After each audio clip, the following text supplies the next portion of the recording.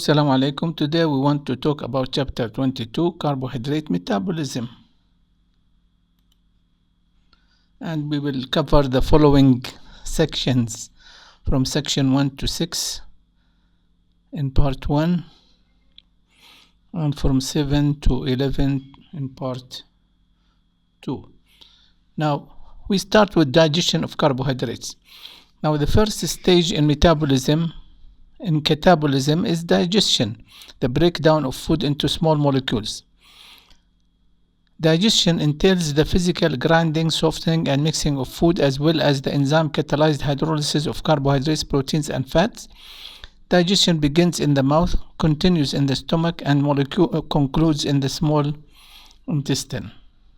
Now, the products of digestion are mostly small molecules that are absorbed from the intestinal tract. Nutrient absorption happens through millions of villi that provide a surface area as big as a football field. Once in the bloodstream, the small molecules are transported into target cells where many are further broken down. Let's look here at this figure. We start with dietary carbohydrates like starch, glycogen, sucrose, lactose by salivary alpha amylase in the mouth, polysaccharide, sucrose, lactose, and maltose in the stomach, and in the small intestine, pancreatic alpha amylase, maltase, sucrase, and lactase. We have monosaccharides. These are the simplest carbohydrates that cannot be hydrolyzed further, and they are absorbed through small intestinal lining. And now monosaccharides are in the bloodstream and they are transported to all cells. Now glucose is the major fuel for our body. It is the preferred fuel for the brain, muscle cells, and red blood cells. When glucose enters a cell, it is converted to glucose 6-phosphate, and we call this phosphorylation of glucose. Then these phosphorylated molecules cannot cross the cell membrane, so glucose is trapped inside and is utilized. Several pathways are available to glucose 6-phosphate, as we can see here. Okay, and we will talk about these in details as we go, because several pathways exist to glucose 6-phosphate. It can continue in glycolysis. It can be converted to glycogen, etc. And here we have metabolic pathways of glucose, glycolysis. We will talk about that, glucogenesis, glycogenesis and glycogenolysis, and then pentose phosphate pathway. We will talk about these in details as we go. Now, when energy is needed, glucose 6-phosphate proceeds through glycolysis to pyruvate and then to acetyl-coenzyme A, which enters the citric acid cycle, which we will talk about in the next chapter. When cells are well supplied with glucose, excess glucose is converted to glycogen, the glucose storage polymer, by the glycogenesis pathway or to fatty acids. Now, glucose 6-phosphate can also enter the pentose phosphate pathway, which yields NADPH and ribose 5-phosphate, which is necessary for the synthesis of nucleic acid.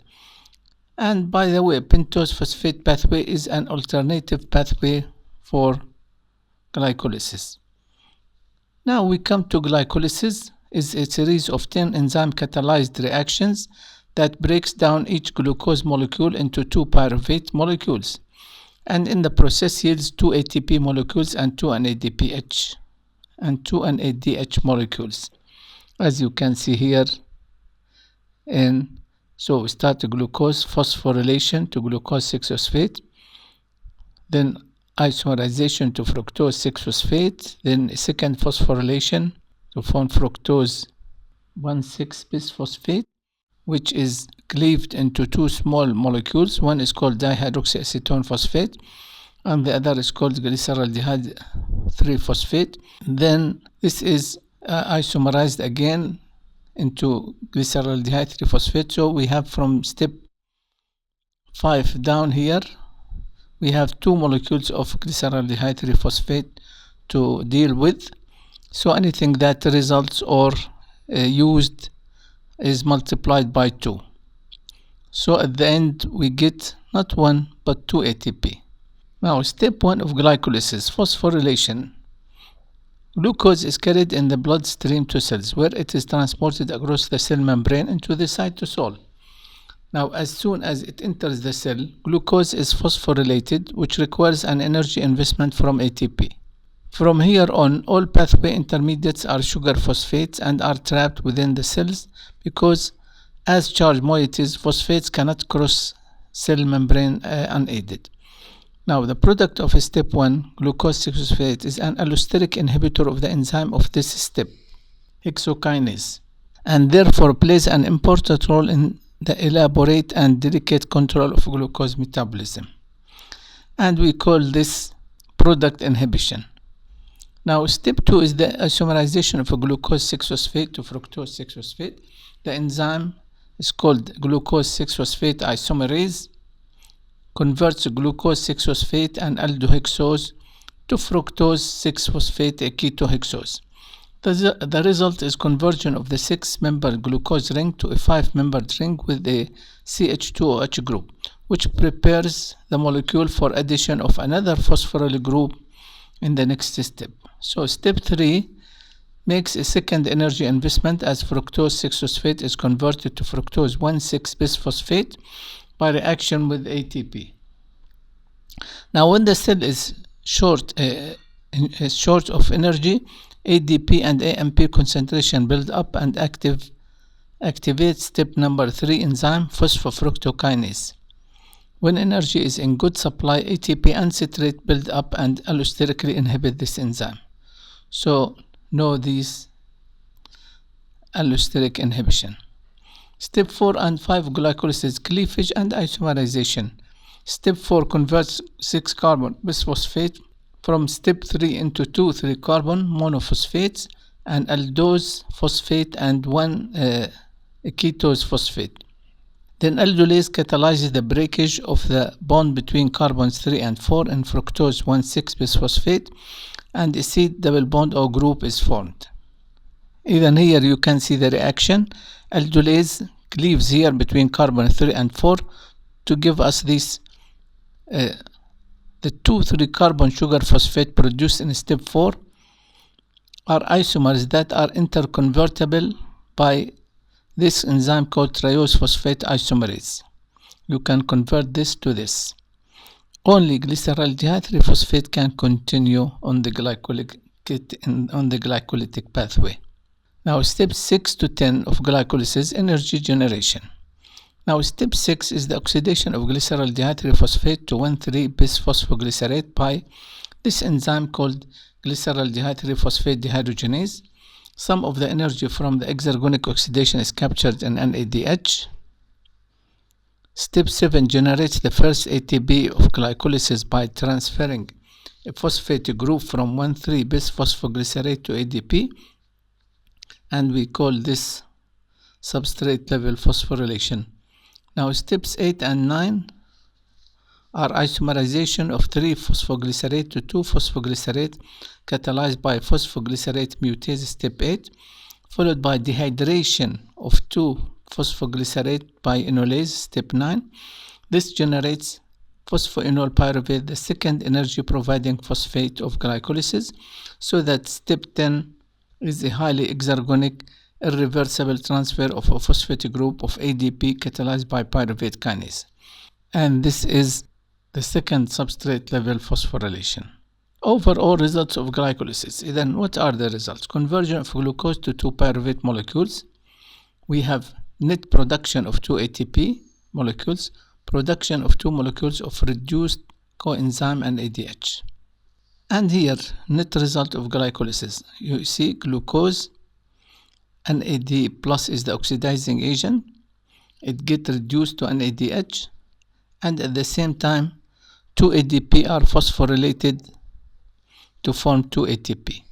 So again, the products are of glycolysis 2 pyruvate plus 2 NADH plus 2 ATP. These are the products of glycolysis. Now, how about the entry of other sugars into glycolysis? For example, fructose is converted to glycolysis intermediate in 2 ways. In muscle, it is phosphorylated to fructose 6-phosphate. In the liver, it is converted to glyceraldehyde 3-phosphate. Now, fructose 6-phosphate is the substrate for step 3 of glycolysis. Glyceraldehyde 3-phosphate is the substrate for step 6. So, fructose can enter either through step 3 or step 6. What about galactose? Is converted to glucose 6-phosphate by a 5-step pathway. Don't worry about this. Mannose is a product of the hydrolysis of plant polysaccharides other than starch. It is converted by hexokinase and a multi-step enzyme-catalyzed arrangement to fructose 6-phosphate as the substrate for step 3. Don't worry about the multi-step conversion. This 2 decay, read it by yourself. This is read and enjoy. Now, the fate of pyruvate. Now, once pyruvate are formed, what are the possible fates of pyruvate? It depends on the presence of oxygen. So, under aerobic conditions, pyruvate is converted to acetyl-CoA. So, here, pyruvate converted to acetyl-CoA. This is under anaerobic cells in the presence of oxygen. However, under anaerobic conditions, pyruvate is instead reduced to lactate. Then hone. This is the second fate. And in muscles, pyruvate is reduced to lactate. However, in yeast, pyruvate is converted to ethanol plus CO2. So this is then the fate of pyruvate depends on the presence or absence of oxygen in the cells. What about aerobic oxidation of pyruvate to acetyl-CoA? Pyruvate moves across the outer mitochondrial membrane, then must be carried by a transporter protein across the inner mitochondrial membrane. Once within the mitochondrial matrix, pyruvate encounters the pyruvate dehydrogenase complex, a large multi-enzyme complex that catalyzes the conversion of pyruvate to acetyl-CoA. Then, pyruvate plus coenzyme A, in the presence of pyruvate dehydrogenase complex, NAD plus the oxidizing agent, we form acetyl-CoA plus CO2. However, anaerobic reduction to lactate. Then, under aerobic condition, NADH is continually reoxidized during electron transport, as we will see later. If electron transport slows down because of insufficient oxygen, NADH concentration increases and glycolysis cannot continue. Now, in the reduction of pyruvate to lactate, NADH serves as the reducing agent and is reoxidized to NAD+. You see then here, pyruvate plus NADH to form lactate plus NAD+. So, the NADH that was produced in glycolysis is used here in this reduction process. And here, this is an important step because NAD+ is produced and NAD+ must be recycled in order for glycolysis to continue. Alcoholic fermentation. Microorganisms have evolved numerous anaerobic strategies for energy production, generally known as fermentation. When pyruvate undergoes the fermentation by yeast, it is converted into ethanol plus carbon dioxide. This process, known as alcoholic fermentation, is used to produce beer, wine, and other alcoholic beverages, and also to make bread. The carbon dioxide causes the bread to rise, and the alcohol evaporates during baking. Now, what about the energy output in complete catabolism of glucose? The total energy output from the oxidation of glucose is the combined result of glycolysis, the conversion of pyruvate to acetyl-CoA, the conversion of 2 acetyl groups to 4 molecules of CO2 in the citric acid cycle, and the passage of reduced coenzymes through electron transport and the production of ATP by oxidative phosphorylation. So here is all the results. Then from glycolysis we get this 2 NADH plus 2 ATP. From the pyruvate oxidation reaction, we get 2-NADH. From complete citric acid cycle, which we will talk about in chapter 20, the 2-acetyl-CoA produces 6-NADH plus 2-FADH2 plus 2-ATP, and this is the summary. So glucose, if we count all of these, if we add all these reactions together, we will get this. Glucose produces 10-NADH plus 2-FADH2 plus 4 ATP. Now 4 ATP molecules are produced per glucose molecule. The remainder is generated via electron transport and oxidative phosphorylation. Based on 3 ATP molecules per NADH and 2 ATP molecules per FADH2, the complete catabolism of one molecule of glucose produces 38 ATP molecules. So 38 ATP is most likely in bacteria and other prokaryotes. In humans, the maximum is most likely 30 to 32 ATP per glucose.